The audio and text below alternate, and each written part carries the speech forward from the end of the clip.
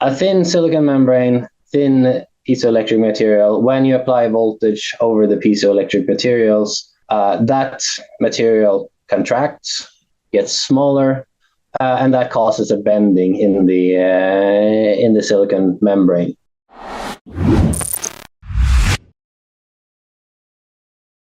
Hey everybody, Dave Lindberg in Hong Kong with another episode of THD Podcast. Thanks for checking us out. Today we have a company from Sweden called Myvox that have a take on MEMS microspeaker technologies. We're going to find out about what they're doing that's unique, and we look forward to that.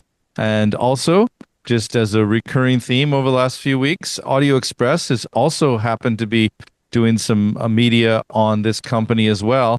So we encourage people to check out the Audio Express and subscribe. We'll give you a promo code here, but there'll also be an article in that publication about this technology to give you some further knowledge if you're interested. And also, let's not forget about our sponsor, the Alti Association, a great audio industry networking organization. They'll be at a few upcoming events, such as CES. They'll be at the High End in Munich in May of next year. And they're also doing an expo in Phoenix, so we encourage people to check that out. But without delay, let's say hello to everybody that's joining us. So we've got Simon Weston in Japan. Good evening, Simon. Good evening. Yeah, Matthias Holmer and Josef Hansen joining us. Is it Stockholm? Yes, correct. So, good morning for us. Good morning, exactly. So guys. I'm Matthias and this is Josef. Yes. Okay. We are only displayed with one name I see here. Okay, great. Yeah. All right. So the MEMS speaker technology is kind of a burgeoning technology. People are excited about getting sound out of small devices. So maybe for the benefit of everybody, let's jump right into a presentation and tell people what you're all about. Okay. So first of all, Dave, thank you very much for having us. This is a privilege. We've been sort of flying below the radar for a while now and ready to increase the altitude to make visibility to the company and to our products. But as I said, I'm Matthias Holmer and I'm the CEO of Myvox. Okay, Josef, do you help me with changing slides as usual, because this seems to be something that I'm not capable to do in any program anymore. All right, Myvox is a deep tech startup originating, let's say, founded in 2018 in Stockholm, and basically has been occupied with R&D activities, developing various kinds of MEMS devices for audio, and since 1 year has reached the level of where we need to commercialize. If it is something that makes Myvox to stick out and what pinpoints Myvox on this map is that we are solely focusing, or we are really putting a lot of focus on the sound quality from MEMS, and meaning that because we really want that the MEMS speakers delivers on this promise, because it has not been, and we will get back to that later on in the presentation. Okay. As most MEMS companies, we are also having a fabless approach, which is, of course, from an investor side, very, very welcome. We don't need to build any factories to make our product. So we can purely focus on what we are good at, which is R&D, quality, and sales. We are located in Stockholm, and it's also another thing that makes us sort of unique, because we are founded by the Swedish MEMS elite. So there's a group of MEMS veterans from Sweden that has founded Myvox. And I will see if I can elaborate a little bit more on where. Okay, that worked. Oh, fantastic. So the history of Myvox. Myvox was founded by this small group of MEMS veterans back in 2018, and the initial let's say idea about Myvox or purpose of Myvox was to explore the at that time the new or fairly new or when the PZT, the piezoelectric material that we are using or that the whole industry is using for generating the actuation or for making the actuation happen within MEMS. And this was not done in several different applications. And most of these applications were on the, let's say, based on ultrasound. So as one example, there was one product or one concept that we called mid-air touch-free haptics. So you can basically create virtual air cushions that you can feel in the air in order to get haptic feedback for like a touch control without touching.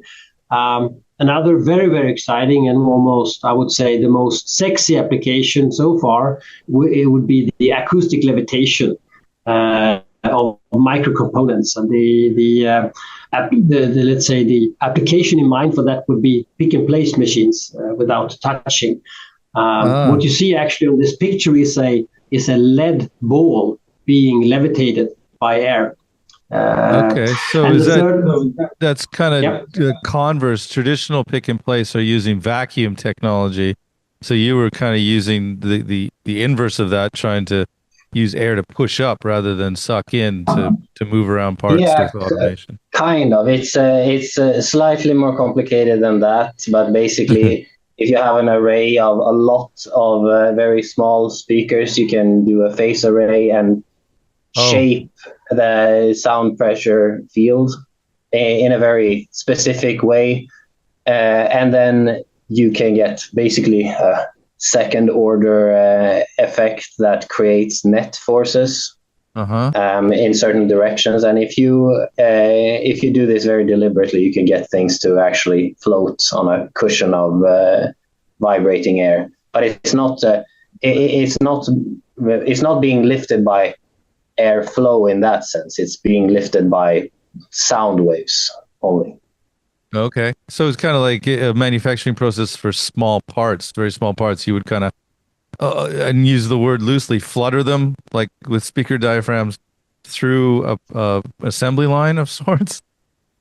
I mean, sort of. So by shaping the sound field, you could make the forces not quite arbitrary, but close enough. So you can actually pick them up, move them, place them down in a different location. And exactly what you're doing with pick and place machines right now.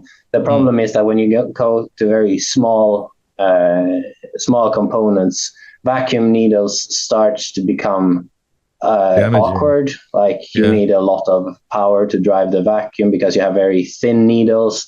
You need to be very clean because otherwise any particles will gunk them up and things like that. Right. Okay. Yeah. And then a third concept or a third product concept was the directional audio through modulated ultrasound. Basically, imagine that you have a speaker array or an array of these micro speakers on your PC, and you can create a like a cone of audible air, audible sound that only you sitting in front of the computer will hear without using earbuds.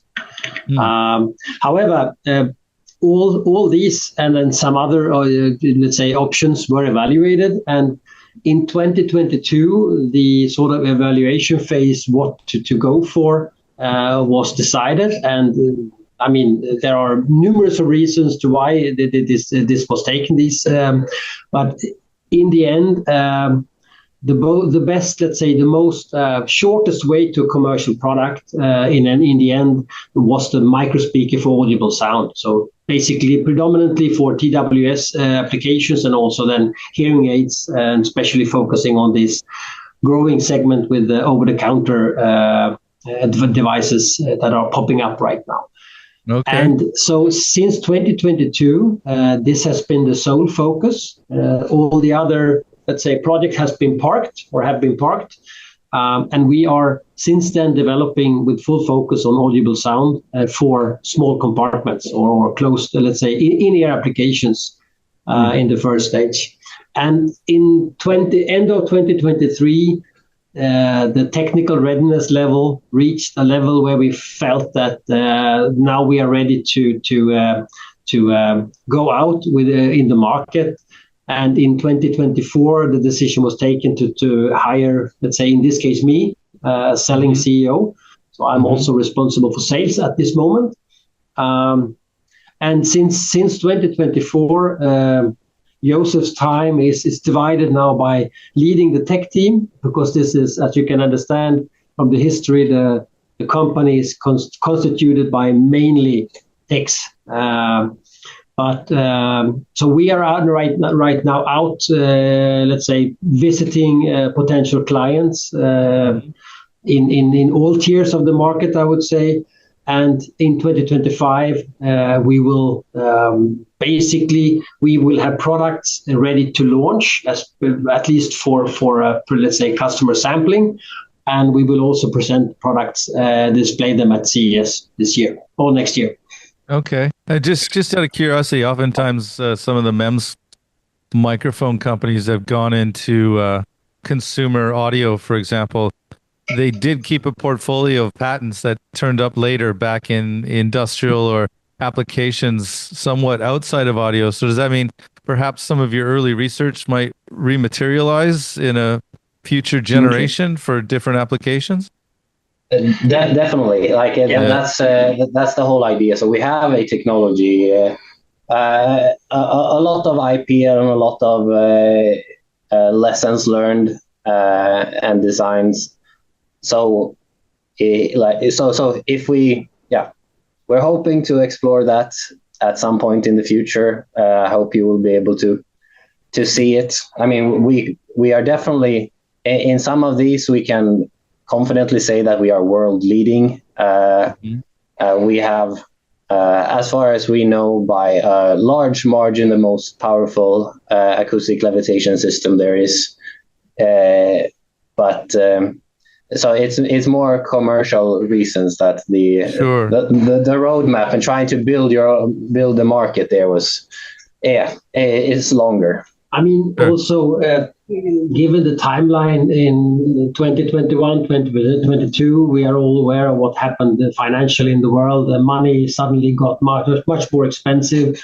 Some of the partners that Myvox at that time were dealing with or co-developing these products with or concepts with simply had to cancel something. And of course, a project like acoustic levitation might be on the list that will be canceled, of course. But we are having the knowledge, the patent portfolio for this, and when we have the muscles for it going forward, we will definitely resurface these.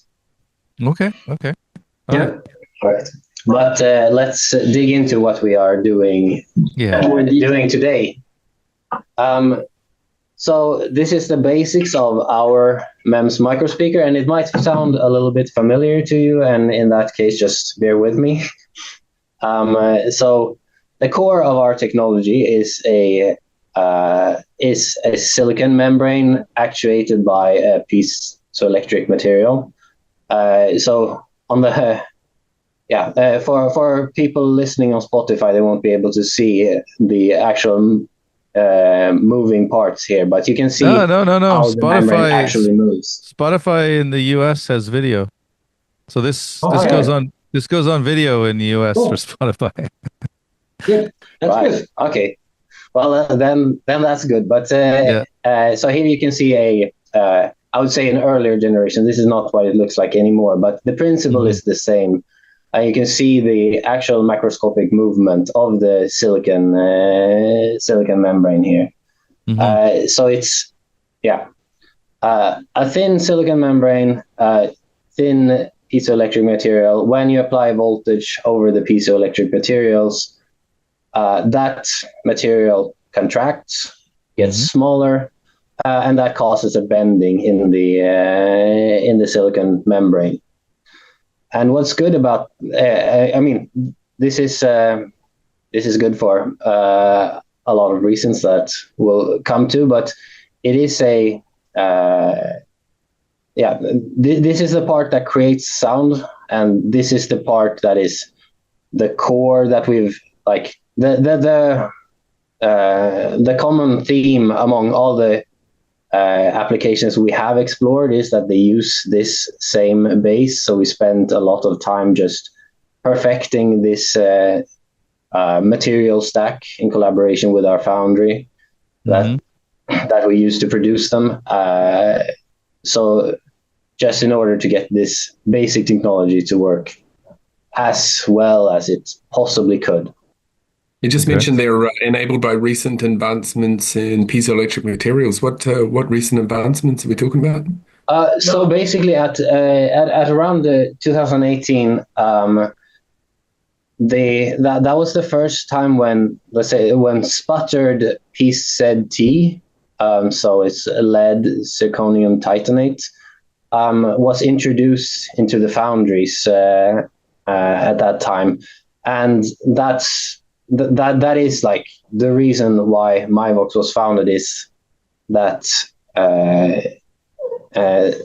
our founders basically saw that there is a potential new manufacturing technology that isn't utilized properly yet, and this is something that is going to be big. And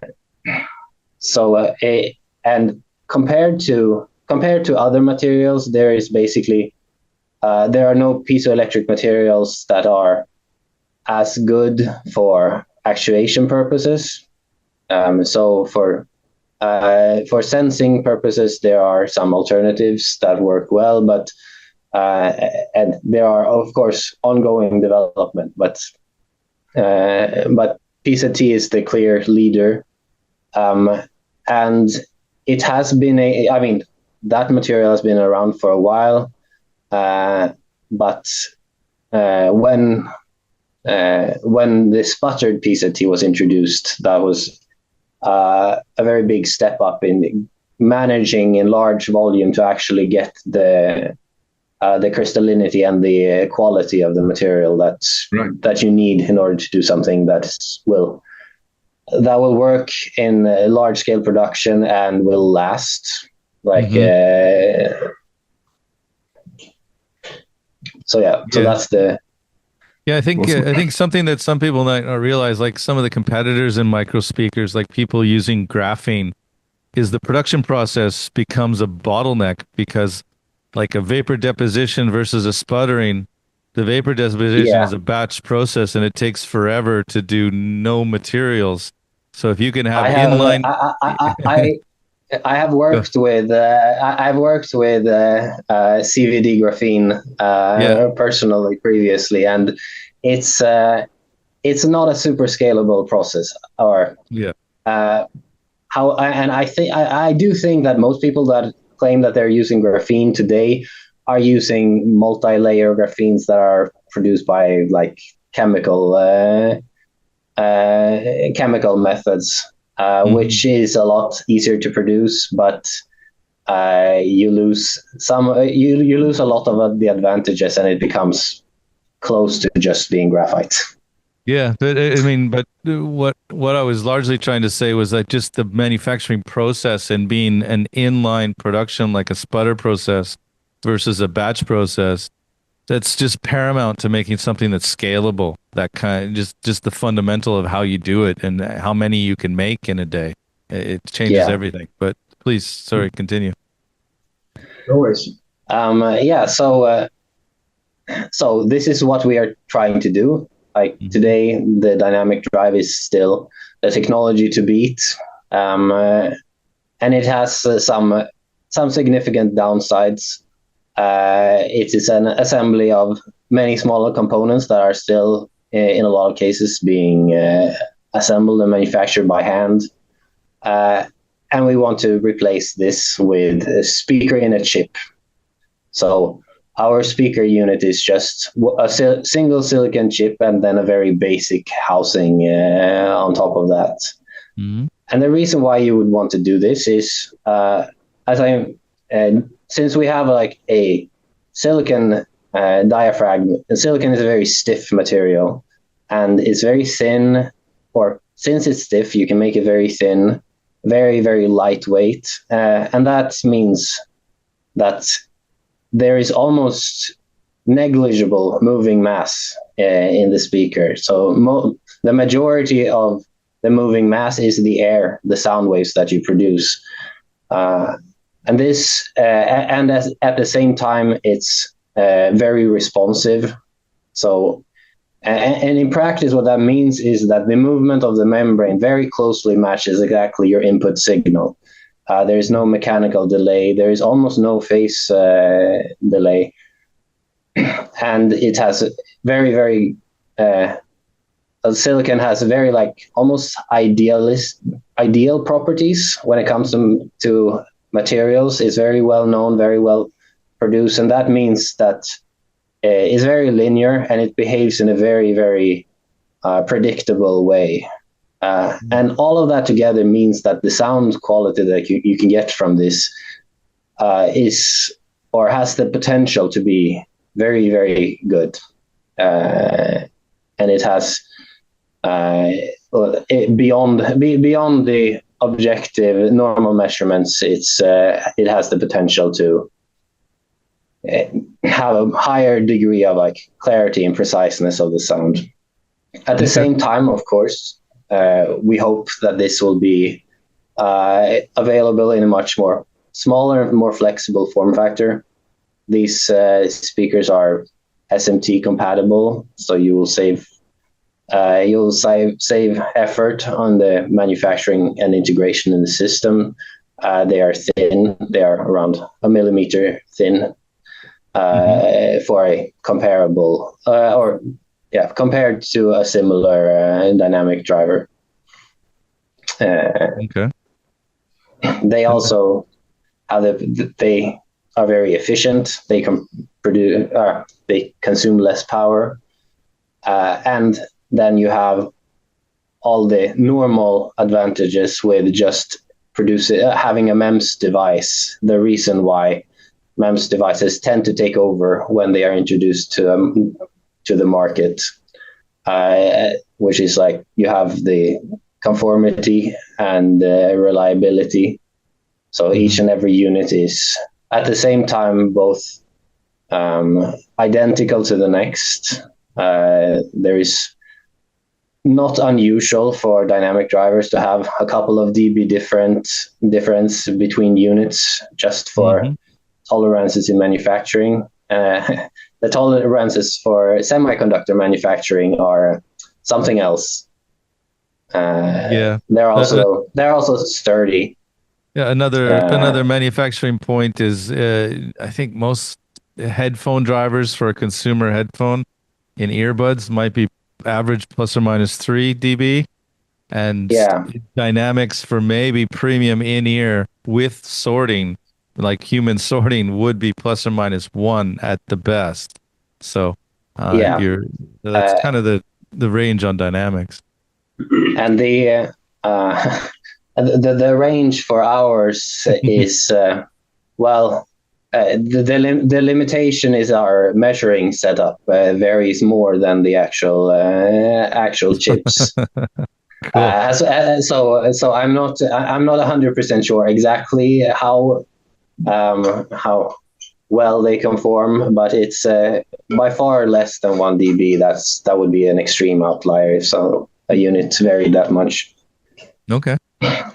At the same time, it's of course a very scalable and efficient production method, and it's very well suited to a more mass market.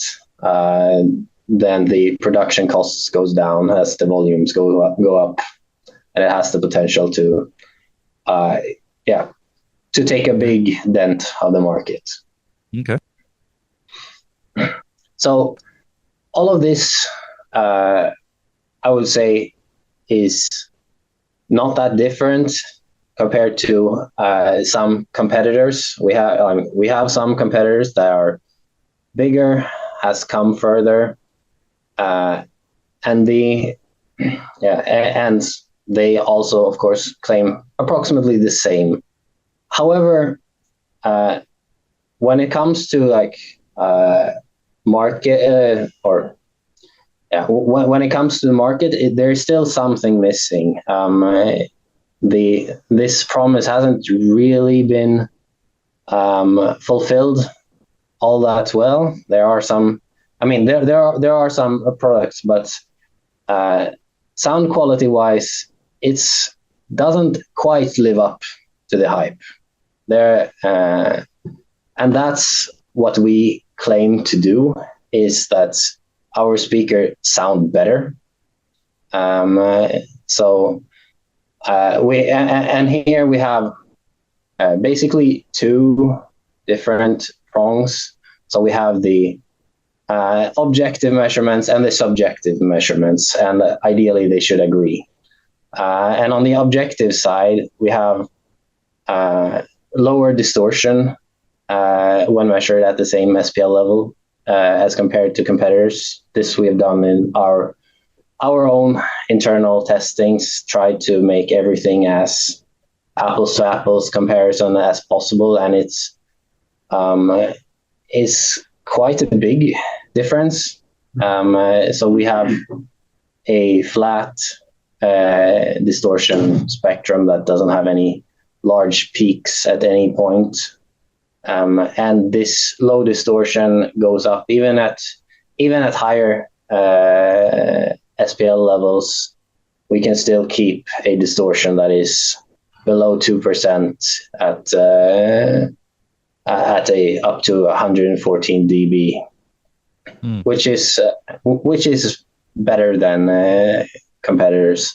And then on the subjective side, we also have by now we have tried to go out there and have people listening, receive feedback, and there again, this shines through in that people prefer our speakers. Now that's obviously much harder to do a fair apples to apple comparison. There's a lot of things varying there, but taken together, it seems encouraging for us. Absolutely. And this is really something that this measurement is assembled into an earphone, or how is that obtained? Yeah. So these graphs are just to show the frequency response. This is into an ear coupler, 711 coupler, and what this basically shows is very close to just the impedance of the coupler itself. So the speaker itself has a pretty constant excursion. So it has the volume of air being moved is basically constant over the entire frequency range. In this measurement, it goes up to 40 kilohertz, and I think that the peak at around 24. That's due to the speaker, and the rest is due to the system and the coupler. Yep. Mm-hmm. Okay. Yeah. Any more? No, I don't think so. Yeah. So and then of course there's the question of the reason for this, and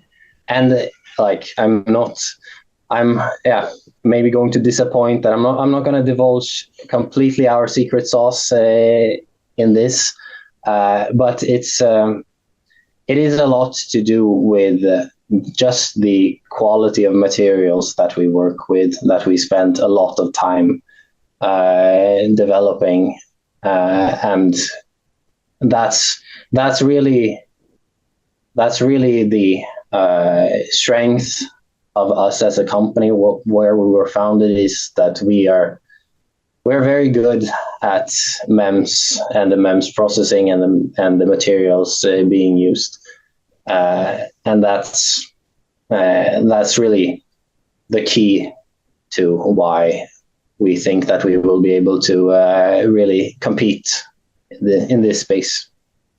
Okay. What's the size of the diaphragm and what's the displacement? In this case, the size of the diaphragm is approximately equivalent to 4x4 millimeters. And it's and the excursion is approximately up to actually the one that we measure, that we show here, is equivalent to around 110 dB at low frequencies for at the maximum rated voltage, which being a MEMS speaker is much higher than a dynamic drive, of course. Yeah. We have newer versions that pushes upon that a little bit further, and we are currently developing the next generation that is supposed to be able to reach 120 dB over the entire audible frequency range. Some of the other MEMS manufacturers are talking about using a dynamic speaker for low frequency. Do you think the same thing would be appropriate? Yeah, I mean, to begin with, definitely. So we are launching, the first product that we're launching will be a tweeter. So it will be a smaller version of this that is that is just focusing on the treble. That is designed to go in a two-way system. There is a trend in the market towards that, and it plays more into the strength of MEMS speakers overall. So it makes sense to have that as a product. That to say, I think that in the end, for the large market, it's going to have to be a single driver. And it's going to be a challenge in just making a driver that is good enough at low frequencies to meet the market demands while not sacrificing the treble, which really should be where it shines. Yeah. Do you think that the hearing aid products generally don't need so much low frequency? Would it be suitable for MEMS only in those applications? I mean, it is interesting, especially for the OTC hearing aid industry. It kind of is starting to merge together with the TWS market. Yeah, we find. So in that sense, it's of course very, very much within the scope. For more traditional hearing aids, I think that then it becomes more a question of integration from as it looks right now, comparing to like single balanced armature hearing aids. There is not a perfect fit for MEMS speakers, not for any inherent limitation. It's just that basically the entire industry has converged on very low powered chipsets, and you would need to do a lot of development in order to make the chipset and the integration compatible with MEMS speakers. And well, based on our discussions, that industry seems like it tends to lag behind when it comes to that type of technology. So the driver circuitry is all set up for a 32 ohm. I mean, yeah, exactly. And also, I think they are also less interested in sort of the hype in the market of communicating that we use MEMS speakers and so on. They have medical requirements to adhere to. I think they will be the last to adopt. We actually had a conversation quite early with one, let's say, medical hearing aid supplier, and when we tried to sort of push the analogy with the microphone that had taken like 20 years ago when the first microphones in MEMS came.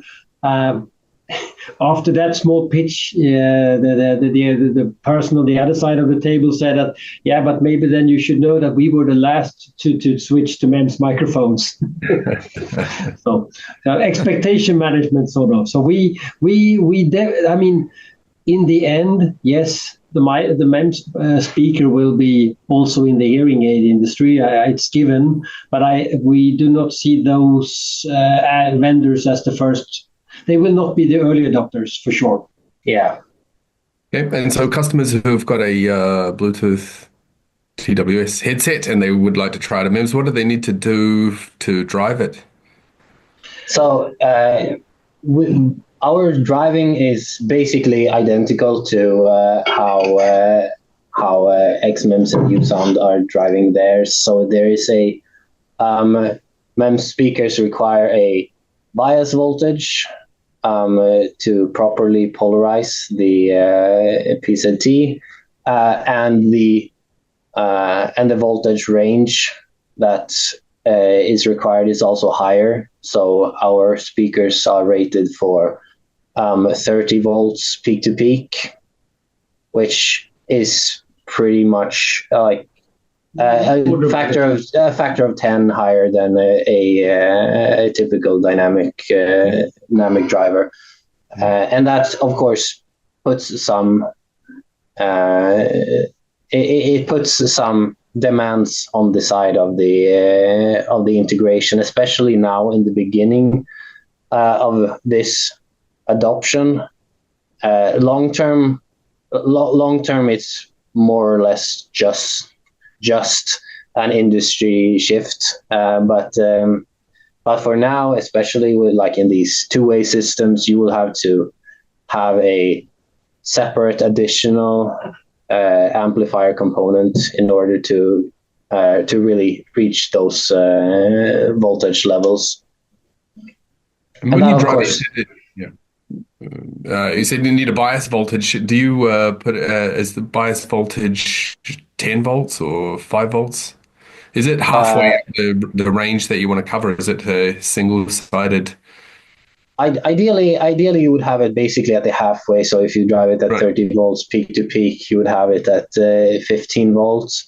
It's not completely strict there. So I think for our speakers, the optimal level is at 15 volts, but at 10 volts, it still works perfectly fine. You can basically what happens is that you introduce some amount of distortion as you go down in voltages. And at 10 volts, it's very much not a big problem. At 5 volts, you can definitely clearly see that the sound quality has degraded. Yep. And is your drive signal centered around this bias level? Yes. Yes, it is. So do you actually, but you supply the bias separately, or that is actually your input signal? No, it's or rather, you can do it. You can do it either way. Typically, you would do it as a part of the input signal, so you have an amplifier that both boosts the sinusoidal voltage and also applies a bias.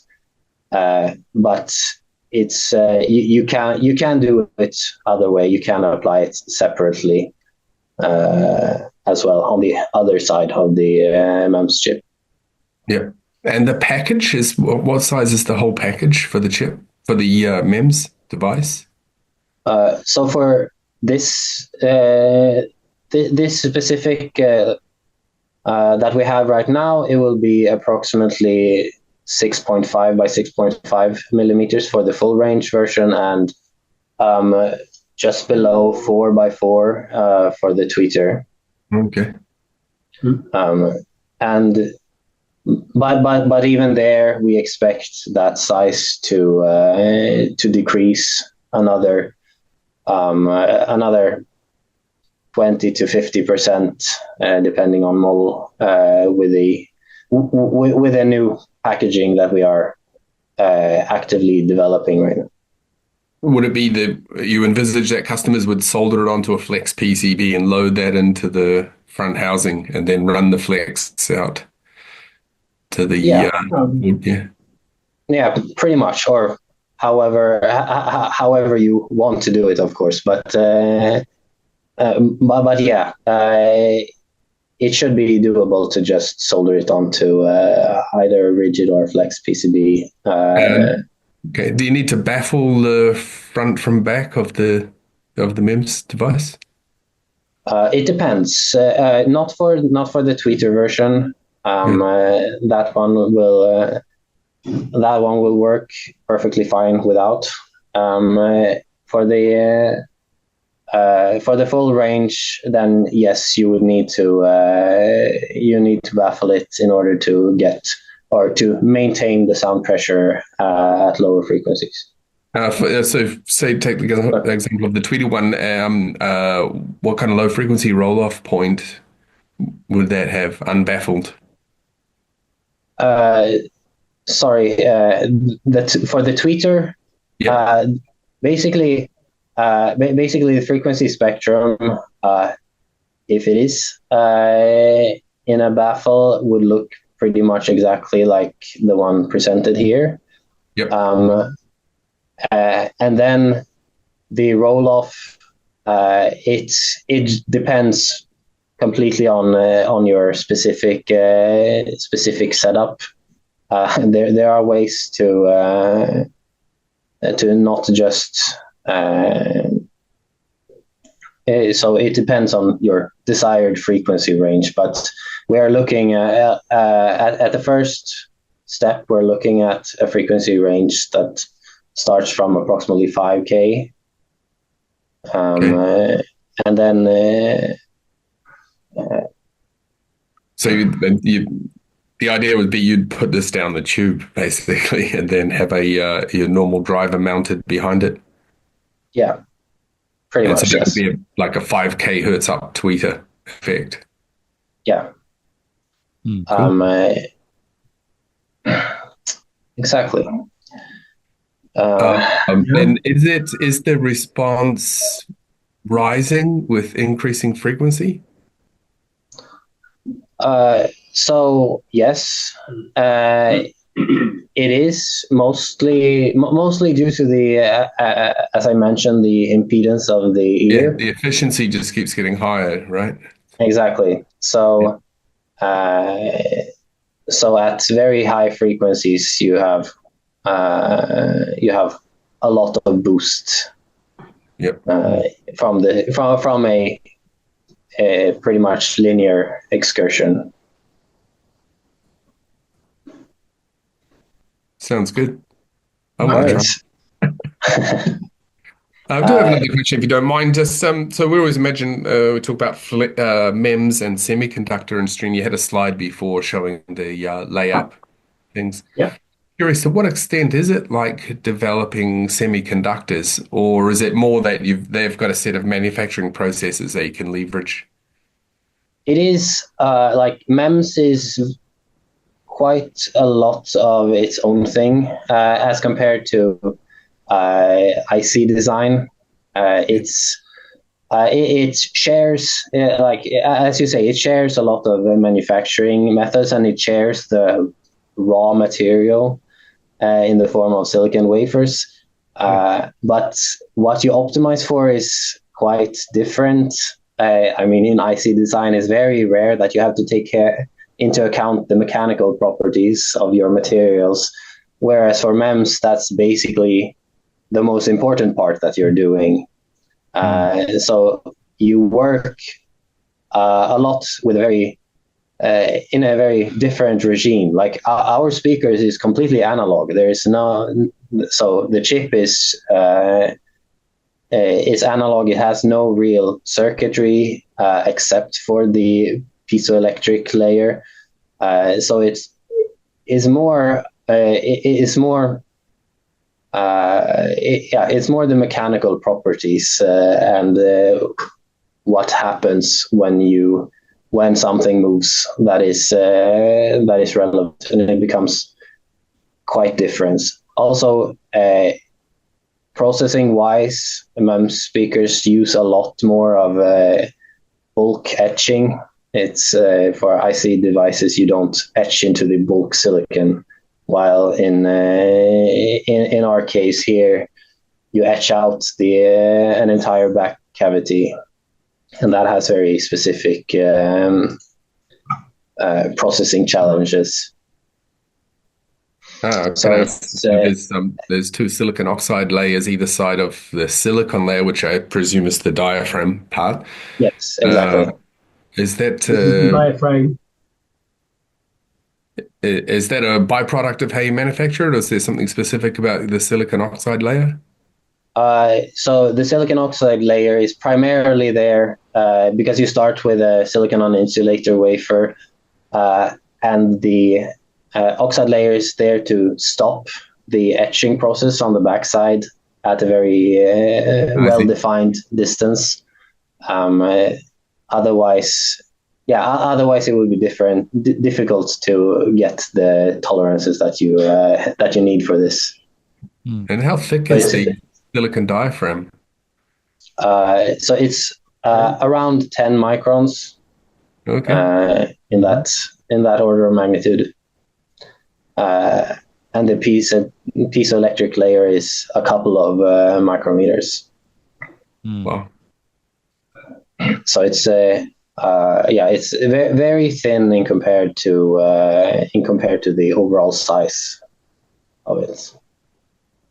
Okay. That's cool. Yeah. And the current status of Myvox, as we indicated in the beginning, we are now ready to more. I mean, I've spent sort of the past 3/4 of a year trying to speak to numerous of actors, but let's say in the market. And right now, the tweeter, as we know it, is ready, packaged for sampling. Basically, at the end of this year, so from January on, we will be ready to pay visits and then to deliver samples.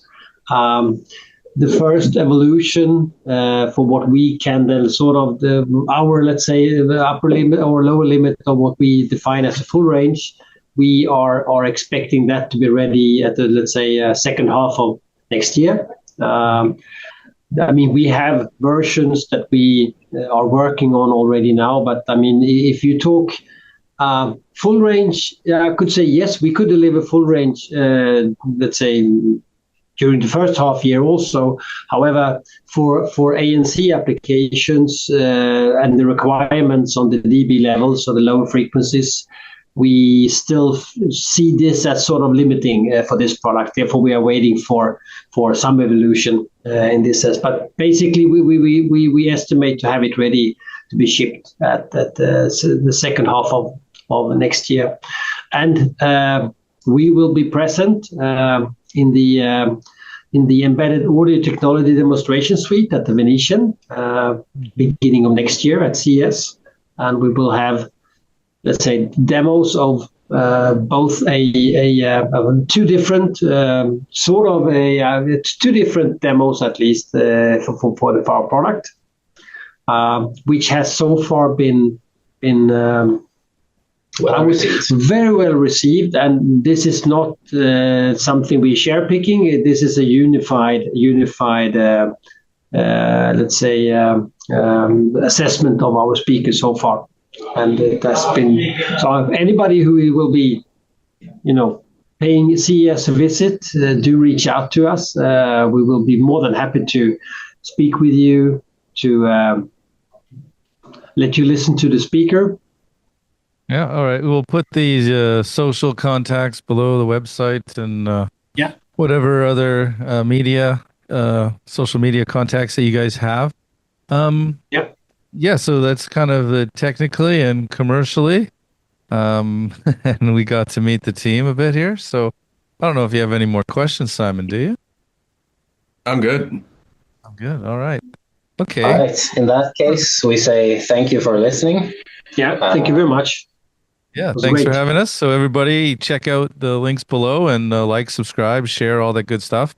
And reach out to these guys if you want to see what they're doing at CES. We encourage that. So we'll see you on the next one. Thanks, everybody. See you. Thank you. Thank you.